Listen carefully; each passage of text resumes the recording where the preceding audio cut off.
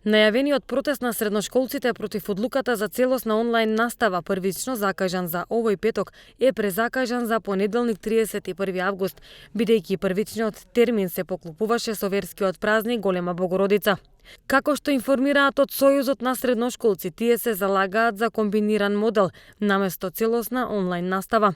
Според најавата, протестот ќе почне пред Министерството за образование и наука и ќе заврши пред владата.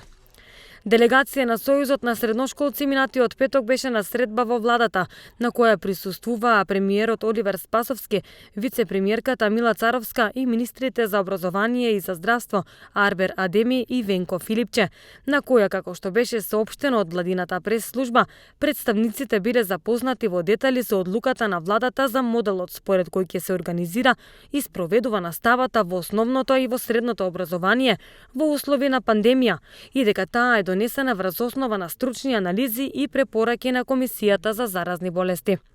На средбата било истакнато дека моделот за комбинирано организирање на наставата онлайн со алатки за интернет, комуникација и со физичко присуство на учениците од прво до трето оделение во основното образование и со одредени други исклучоци каде што тоа е безбедно од здравствен аспект е прифатен како модел, кој во најголема мера ги намалува ризиците за здравјето на учениците и наставниците.